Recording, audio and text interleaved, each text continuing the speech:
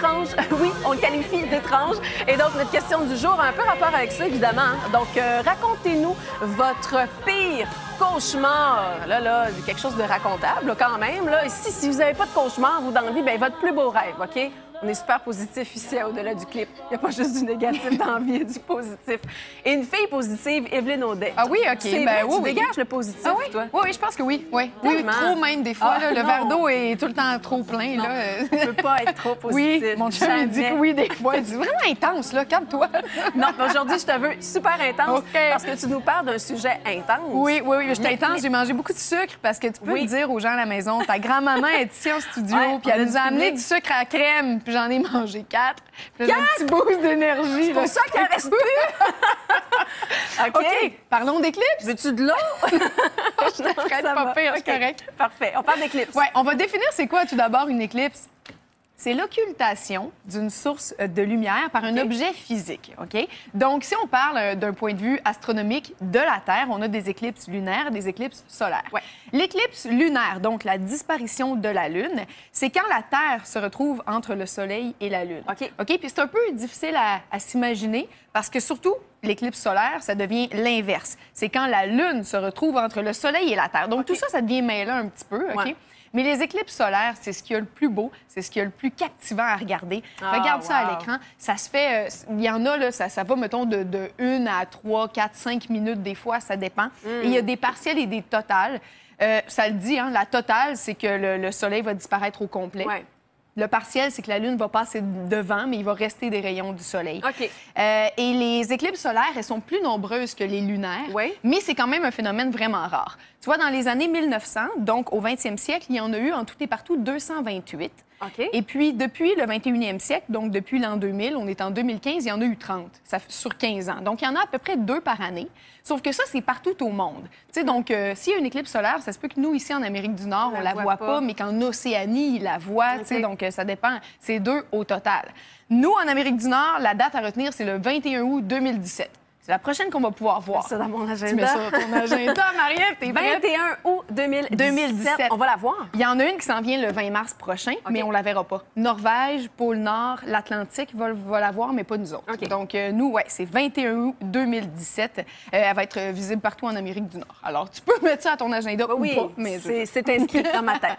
Ce qu'il faut savoir des éclipses, je suis sûre que tu te rappelles de ça quand tu étais jeune. Il ne fallait pas les regarder. Ben non. Les éclipses solaires seulement. Dangereux, ça. Oui, c'est dangereux. Ça l'est pour vrai, dangereux? Ça l'est pour vrai. Ce qu'il faut savoir tout d'abord, c'est que la Lune brille 10 000 fois moins que le Soleil. C'est la raison pour laquelle tu peux, premièrement, tu es capable de regarder la Lune comme ça avec tes yeux, ça te fait pas mal. Tandis que le Soleil, tu n'es même pas capable. C'est une bonne chose parce que si tu étais capable, tu te briserais le cristallin, la rétine, ça brûle tes yeux. Donc, c'est la raison pour laquelle, dans une éclipse totale, tu peux la regarder, l'éclipse solaire totale. Il n'y a pas de problème parce que la Lune bloque complètement le Soleil.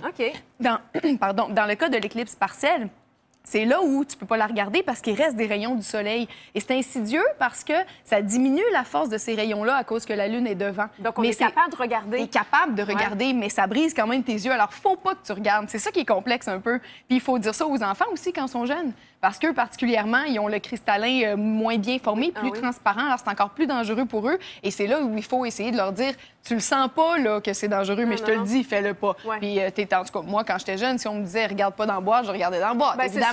Donc... Tu dis les enfants, mais les grands-enfants aussi. Oh, les grands-enfants aussi? T'as raison, j'ai 32 ans, puis je t'avoue que des fois, je regarde une seconde. Je regarde vite. Mais c'est nono. Non, c'est pas bon. Ne faites pas ça. Sais-tu à combien ta vue peut diminuer en le faisant? Je sais pas. 80 en quelques secondes. C'est pas en quelques secondes d'exposition. Faut vraiment pas niaiser avec ça. Je le sens même pas. Et là, comment on fait d'abord pour regarder ça? C'est que ça prend un filtre. Puis je vais te dire des moyens, des petites fabrications artisanales qu'on peut faire, puis tu me dis si oui ou non c'est bon, OK? Par ton rire, je sens que ça sera pas bon, mais allons-y. OK, oui, mais j'ai vraiment vu ça. Il y a des gens qui font ça pour vrai, là. Ah, oui, c'est sérieux, là. Mais OK. Bon, regardez à travers soit des diapositives ou soit des radiographies médicales. Regardez l'éclipse à travers ça. C'est genre une lunette de soleil, même pas. Mais non, il n'y a pas d'écran là-dedans. T'as raison, Marie-Ève, ne faites pas ça. C'est pas parce que c'est noir puis qu'on voit un peu moins au travers que ça filtre les UV. Bon. C'est très dangereux. Faites pas ça. Non. Ça marche pas. C'est non, c'est non. Fumer des vieux verres avec une flamme en dessous, là, tu sais, des vieux verres en plastique, là, ça les noircit. Puis après ça, tu mets ça. Seigneur! T'as déjà vu quelqu'un faire ça? J'ai jamais vu personne faire ça, mais j'ai vu ça sur Internet. OK, non. C'est un gros non. En partant, c'est un gros non. Non, passer la flamme sur le verre, déjà là, ça marche pas. OK, je t'en pose une plus difficile un peu. OK. Cumuler des verres fumés, en mettre 4-5 d'épais pour que ça additionne les UV. Celle-là, c'est plus une colle. Hein? Porter à peut-être essayer ou donner ça à quelqu'un. Mon chum l'essayerait sûrement. Ah, tiens, fais-le, toi. Moi, j'ose pas, mais toi, fais-le. ça. Faut que je dise non. Fais pas ça non plus. Des UV, ça ne se cumule pas. Faut pas faire ça. C'est un mythe. C'est bon. Regardez à travers un CD ou un DVD. Ben là, franchement, non.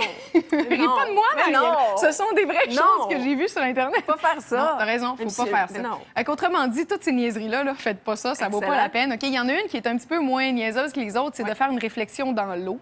Là, c'est vrai que ça diminue, OK, les rayons UV, mais ça demeure 1000 fois trop puissant pour l'œil. Donc, ça diminue, mais pas assez. Alors, faites pas ça non plus. OK. Donc, qu'est-ce qu'on fait si on veut voir? Regarde, il existe des lunettes spécialisées pour ça. Ça se vend dans les magasins spécialisés. Okay. Elles ont une force UV. Elles répondent à des normes très spécifiques. Ça, vous pouvez vous procurer ça et ça fonctionne. Okay. Et sinon, l'autre truc, on l'a fait à l'école quand on était jeune, c'est le truc de la boîte. La boîte. Tu fais un petit trou d'un côté de la boîte Okay. et tu présentes à l'éclipse ce petit trou-là. Il va faire une réflexion de l'éclipse de l'autre côté de la boîte. Tu regardes jamais le petit trou, tu regardes la réflexion et voilà, tu peux voir l'éclipse de façon assez précise quand même. Ça fait une belle réflexion.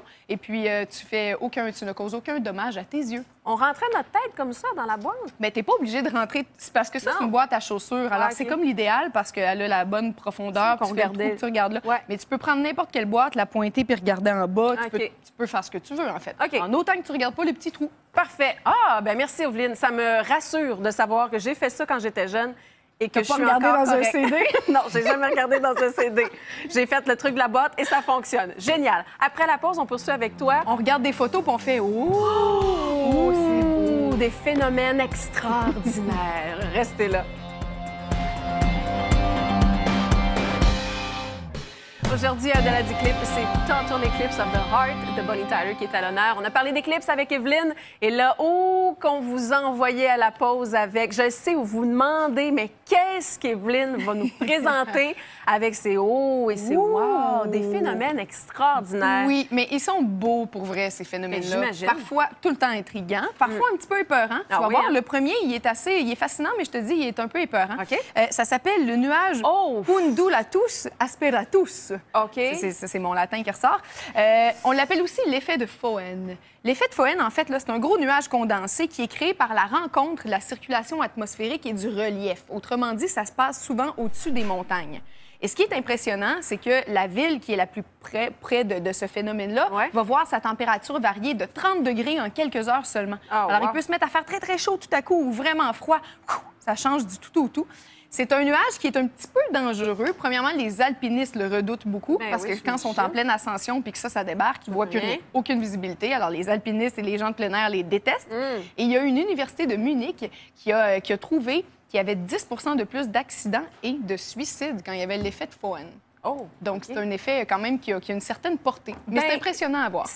Oui, impressionnant, même et faible. On dirait que c'est la fin du monde. Là. C'était peurant. Tu fais comme dans Armageddon. Oui, j'avais peur. OK, quand même. Le deuxième aussi, c'est un nuage, le pyrocumulus. OK. Le pyrocumulus, lui, il se produit au-dessus d'une source de chaleur vraiment intense, que ce soit l'éruption d'un volcan, que ce soit un incendie, un gros feu de forêt ou quelque chose de vraiment intensément chaud.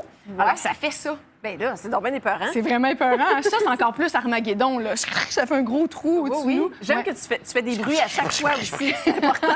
Non, mais c'est vraiment épeurant pour vrai. OK. Mais c'est vraiment beau aussi, oui, c'est super beau sur photo. Sur photo. Il est derrière nous. OK. Le prochain, c'est des bulles de méthane. Ça, c'est beau, tu vas voir. OK. Dans le fond d'un lac, il y a des bactéries qui se créent par le décès de petits animaux, par des plantes. Et ça fait du méthane, et le méthane monte à la surface et gèle. Et toutes les bulles de méthane montent à tour de rôle, donc s'empilent, puis ça fait plein de petites bulles comme ça. C'est super beau, je trouve. Ça mérite un wow! Ouais. Sais-tu quoi? Oui, quoi? Le méthane, là, c'est vraiment inflammable. Fait que si tu faisais un petit trou, là, sur la surface, là, puis tu mettais le feu, ça ferait encore ça, tu vois? OK, je t'en montre un autre. Ça aussi, tu vas faire des fleurs de glace. Ouais. Ça, là, c'est quand l'eau est bien froide, Marie-Ève, bien froide, mais pas encore de la glace, là. Puis que là, tout à coup, il y a une gelée. ça refrise de même, puis ça fait des petites fleurs de glace. C'est donc bien beau, ça. Ouais, ça, c'était très fait un joli. whoop, celui-là. On trouve souvent ça sur les mers polaires, donc ouais. proche du Groenland, l'Alaska, vous allez trouver ça. C'est super cute. Ouais, ça, c'est cute. OK. Le strocure. Le strocure, c'est moins cute un peu. Qu'est-ce que c'est le geyser le plus actif en Islande. Lui, il entre en éruption à toutes les 5 à 10 minutes, puis il projette de l'eau chaude dans les airs comme ça à une hauteur de 20 mètres. Mais ça, c'est un peu épeurant. Tu vas pas trop proche de ça. Là. Tu vois l'espèce de propulsion d'eau comme ça. Ça, c'est super impressionnant. OK. Ouais. Je te parle des piliers lumineux maintenant. Les piliers lumineux, là, c'est un photométéore, en fait. C'est une traînée de lumière blanche qui se forme, avec un peu de couleur aussi, là, qui se forme par temps froid. Donc, c'est toujours à la verticale. Ça peut être en dessous d'une source de lumière, soit le soleil, soit la lune. Et en fait, c'est une réflexion de petits cristaux de glace en suspension. Et ça fait comme ça des lignes verticales multicolores. C'est donc bien impressionnant. C'est très spécial. Ça me fait un peu penser au phénomène des aurores boréales. Ouais. De la couleur dans le ciel comme ça, puis tu sais pas trop pourquoi. Non. Mais ça, c'est pas trop épeurant. C'est juste beau. Ouais. C'est différent. Ça fait extraterrestre un peu. Un peu. Je sais pas. Ça fait un peu, côté, c'est paranormal. J'aime ça. C'est intéressant. Oh, hey, ça, tu vas trouver ça bizarre. L'eucalyptus arc-en-ciel. Ah oui, je connais ça. Tu connais ça? Je connais C'est ça. vrai? Moi, Ouais. je connaissais pas ça. Oui. On dirait que c'est une forêt où il y a eu une game de paintball. Oui, c'est mais impressionnant. non, c'est pas ça. C'est un arbre, il n'a pas été peinturé du tout. C'est 100 naturel ce que vous voyez à l'écran. En fait, c'est que c'est un type d'arbre particulier qui a comme caractéristique de perdre son écorce, mais sans arrêt, tout au long de sa vie. Puis ses couches d'écorce sont pas toujours de la même couleur, puis il en reste tout le temps un petit peu de l'ancienne, ça se cumule, puis à la fin de sa vie, ben il est rendu multicolore comme C'est ça. magnifique, c'est Ça fait vraiment comme beau, ça. La forêt enchantée. Oui, magnifique. C'est très beau. OK. Et je t'en montre peut-être 2 petits derniers. Tiens, celui-là, tu l'aimeras pas. Ah, OK. La porte de l'enfer. Oh! OK, ça, c'est pas tout à fait un phénomène naturel. C'est-à-dire que c'est l'homme qui a fait un forage, OK, il y a plusieurs années, il y a 40 ans. Et puis là, le sol a ouvert comme ça. Et là, il y avait du gaz là-dedans. Donc, nous, on a voulu brûler le gaz, fait qu'on a mis le feu. Mais là, ça n'a jamais arrêté de flamber. Super! C'est Donc, fun. en fait, ça flambe comme ça s'embrase de façon continue depuis 40 ans. Ah, OK. C'est au Turkménistan, Il ça. y a des gens qui marchent à côté comme Oui, parce sans que... stress. Oui, bien là, ils sont stressés, on le voit pas, hein, ça Non, ils sont comme... OK, ils sont bien. Mais ouais, tu peux aller visiter ça. C'est au Turkménistan. C'est une attraction touristique Wow. maintenant. Ouais. Je termine avec un petit dernier, la foudre volcanique. OK. Ça aussi, c'est particulier. En fait, là, c'est quand il y a des particules de cendres et de poussière d'une éruption volcanique, donc qui sont expulsées par le volcan. Ça va se charger d'électricité. Avec la friction, ça va devenir de l'électricité statique. Et puis là, avec la chaleur et tout, là, quand ça va faire des éclairs, bien, ça va retomber avec Wow. les éclairs. Fait que ça fait comme des éclairs puis des trucs d'électricité statique qui retombent.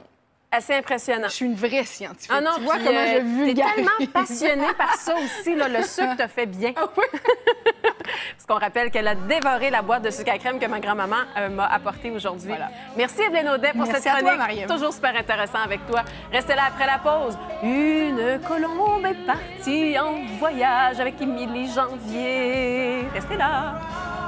Every now and then I get